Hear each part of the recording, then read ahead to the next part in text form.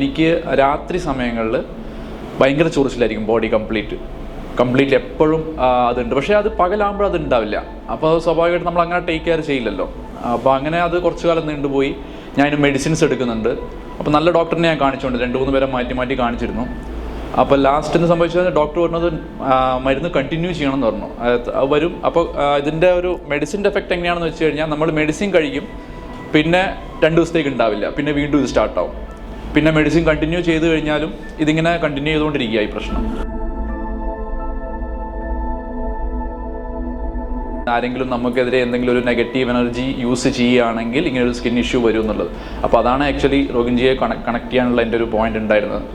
അപ്പോൾ ഞാൻ ഈ കാര്യങ്ങൾ സംസാരിച്ചപ്പോൾ റോഗിൻജി എന്നോട് പറഞ്ഞു അങ്ങനെ ഒരു സ്തംഭനം ഉണ്ട് എന്നുള്ളത്. കാരണം ഇത് സ്കിൻ ഇഷ്യൂ മാത്രമല്ല, എൻ്റെ ജോലിനെയും ബാധിക്കാൻ തുടങ്ങി നല്ല രീതിയിൽ. കാരണം ഞാൻ അബുദാബിയിൽ വർക്ക് ചെയ്തുകൊണ്ടിരുന്നതാണ്. അപ്പോൾ അങ്ങനെ വർക്ക് ചെയ്തു. പക്ഷേ അവിടുന്ന് ജോലി പോയി. ഞാൻ പിന്നെ 3 വർഷം നാട്ടിലായി. എന്നിട്ട് ഇപ്പം ഇത് കോളൊക്കെ ചെയ്തു. സ്കിൻ ഇഷ്യൂ വിളിച്ചതിൻ്റെ പിറ്റേ ദിവസം മുതൽ ഒരു 95% എനിക്കില്ലാതായി. അപ്പോൾ അത് ഭയങ്കര ഒരു മിറാക്കിൾ പോലെയായിരുന്നു. അതെങ്ങനെയാണെന്ന് എനിക്കറിയില്ല. അപ്പോൾ അതുണ്ടായി. പിന്നെ ജോലിയുടെ കാര്യമാണെങ്കിൽ ഞാൻ വളരെ ഹാപ്പി ആയിട്ട് പറയുകയാണ്. എനിക്കൊരു HR-ൻ്റെ കോളും വന്നു, വിദേശത്തേക്കുള്ളത് തന്നെയാണ്. അപ്പോൾ ആ രീതിയിലും ഹാപ്പിയാണ്. അപ്പോൾ അതുകൊണ്ടാണ് ഞാൻ മുംബൈയിൽ നിന്ന് ഇങ്ങോട്ടേക്ക് വന്നത് ഇത് അറ്റൻഡ് ചെയ്യാനായിട്ട്. Okay, thank you.